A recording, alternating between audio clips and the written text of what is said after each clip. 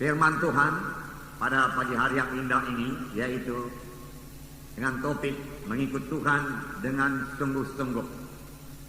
Dan ini memang satu keharusan bagi setiap anak-anak Tuhan. Tidak ada dalam firman Tuhan yang mengizinkan kita mengikut Tuhan dengan separuh hati. Jadi memang seharusnya kita harus mengikut Tuhan dengan sungguh-sungguh, dengan segenap hati, dengan segenap jiwa, dengan kekuatanku, ku sembah Kau Tuhan, ku ikut Kau Tuhan. Saudara, kalau kita mau mengikut Tuhan dengan sungguh-sungguh, kita harus mematuhi seluruh firman Tuhan. Kita tidak bisa mengambil sebahagian saja. Apa yang kita suka kita ambil, kita terima. Apa yang kita senangi kita terima, kita pakai. Tetapi apa yang tidak kita senangi kita tinggalkan. Firman Tuhan adalah makanan rohani bagi kita. Tetapi bukan sebagaimana makanan badani, saudaraku, yang sudah pernah kita lihat, saudaraku, dalam pesta-pesta di mana satu meja panjang disediakan.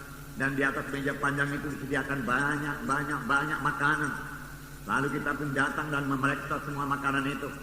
Lalu kita ambil makanan apa yang kita sukai. Lalu kita tinggalkan makanan apa yang kita tidak sukai. Saudaraku, bukan demikian dengan firman Tuhan. Kita harus menerima seluruh firman Tuhan. Apakah itu merupakan teguran kepada kita, larangan kepada kita, perintah kepada kita, kita terima semua. Dan kita laksanakan dengan baik firman Tuhan tersebut, saudara. Saudara yang kekal dalam nama Yesus, barulah kita boleh menerima janji-janji Tuhan. Nah, ada 4 perkara, saudaraku, dalam firman Tuhan yang harus kita perhatikan dan patuhi sungguh-sungguh. 4 perkara. Yang pertama, saudaraku, yaitu janji-janji Tuhan, janji-janji Allah. Alkitab berisi banyak janji-janji Tuhan. Kalau Coyonggi berkata sekitar 33.000 janji Tuhan. Ada hamba Tuhan yang lain berkata hanya 7.000 atau 9.000 janji-janji Tuhan. Puji Tuhan, walau 7.000, walau 9.000 itu cukup banyak. Apalagi kalau 33.000, itu membuat saya bersuka cita. Dan saudara bersuka cita tentunya dengan janji-janji Tuhan yang begini banyak. Puji Tuhan, buat kita bersuka cita. Tetapi firman Tuhan bukan hanya berisi janji-janji Tuhan saja. Firman Tuhan juga berisi perintah-perintah Tuhan yang harus kita laksanakan, harus kita patuhi. Perintah-perintah Tuhan.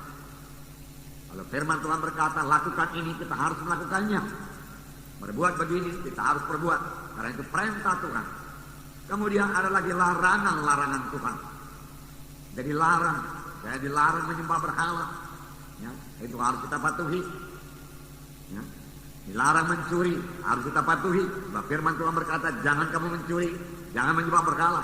Dan banyak larangan-larangan yang harus kita patuhi. Yang keempat, saudaraku, yaitu peringatan-peringatan Allah.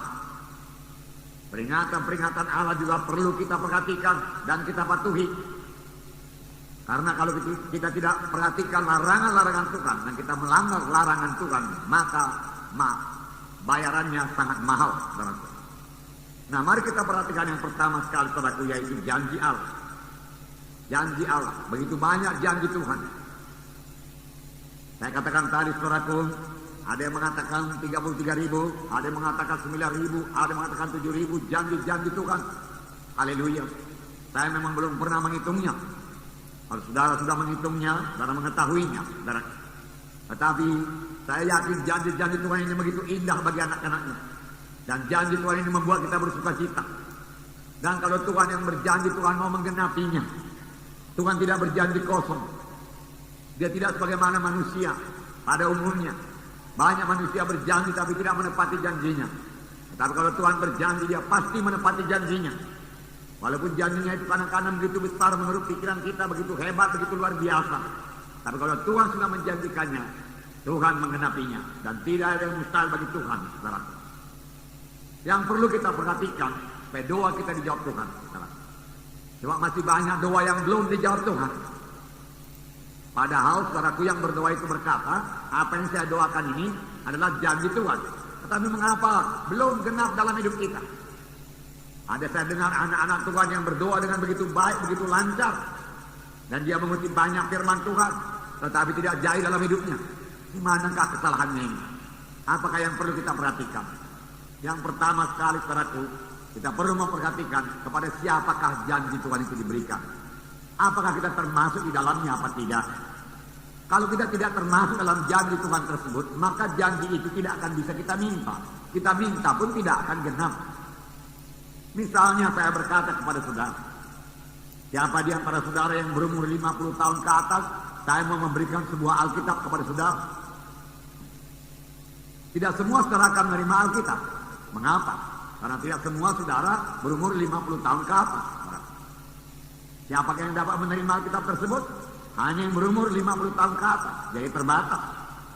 Demikian perjanjian yang diberikan Tuhan.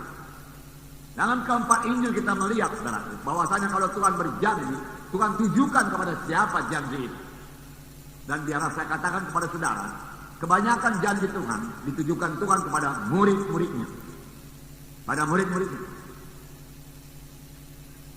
Ada yang berkata, saudaraku, dan dia menghitung, saudaraku, ayat-ayat yang diucapkan Tuhan Yesus. Saudara, ayat-ayat yang diucapkan Tuhan kepada murid-muridnya berjumlah 900 ayat lebih. Dan ayat-ayat yang diucapkan Tuhan kepada orang lain pada umumnya, misalnya orang Farisi, Saduki, saudaraku, dan yang lain-lain, kurang daripada 900 ayat. Jadi Tuhan Yesus lebih banyak bicara kepada murid-muridnya daripada kepada orang luar. Ini juga satu pelajaran kepada kita. Kalau saudara pemimpin SKS, wakil sektor atau wilayah, nah saudara mau memberikan saudaraku anggota saudara, maka saudara perlu banyak bicara dengan dia. Sama sebagaimana Yesus banyak bersama-sama dengan murid-muridnya dan banyak mengajar murid-muridnya. Bahkan Tuhan lebih banyak bicara kepada murid-muridnya daripada kepada orang luar. Tidak heran semua murid-muridnya jadi berhasil berarti menyampaikan maksud Tuhan dalam hidupnya. Demikian juga kita. Kalau kita mau memberikan orang lain, kita harus, saudaraku, memberi banyak waktu kita, saudaraku, kepada murid kita tersebut, saudaraku. Dan banyak berbicara kepada mereka, saudaraku. Nah, ini adalah sistem magang, saudaraku, yang sudah kita pelajari. Haleluya, saudaraku. Nah, saudaraku yang kasih dalam nama Yesus, kepada siapakah janji Tuhan tersebut? Perlu kita perhatikan. Kalau memang kepada saudara, maka janji Tuhan itu akan genap bagi saudara. Saya katakan tadi Tuhan Yesus banyak bicara kepada murid-muridnya. Siapakah murid Yesus? Cara berkata, Tuhan Yesus memilih 12 murid. Betul. Tetapi sampai sekarang ini masih banyak murid-murid Tuhan Yesus. Apakah kita semua murid? Seharusnya kita semua menjadi murid. Karena perintah Tuhan berkata, kabarkan Injil, jadikanlah sekalian bangsa muridku. Tujuannya yaitu menjadi murid. Tujuannya bukan sekedar selamat saja. Tujuannya bukan sekedar keberkatan saja. Tujuannya bukan sekedar sembuh saja. Tujuannya bukan sekedar jadi orang Kristen saja. Tetapi tujuannya, saudaraku, yaitu menjadi murid. Menjadi murid. Haleluya. Bagaimana kamu menjadi murid? Matius 16 ayat 24. Saya membacakan kepada saudara. Matius 16 ayat 24. Ada dua perkara yang perlu kita perhatikan kalau kita mau menjadi murid. Lalu Yesus berkata kepada murid-muridnya, setiap orang yang mau mengikut aku, ia harus menyangkal dirinya, memikul salibnya, dan mengikut aku. Saudara, di sini ada dua perkara, yaitu menyangkal diri dan memikul salib. Menyangkal diri dan memikul salib. Setiap orang yang mau menjadi murid Yesus perlu menyangkal dirinya dan memikul salibnya. Dalam Lukas 14 ayat 27 ini diulangi lagi supaya lebih tegas.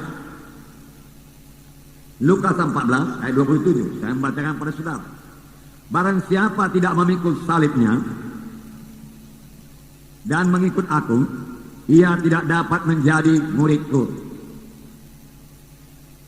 Nah, barang siapa tidak memikul salibnya dan mengikut Yesus, ia tidak dapat menjadi muridku.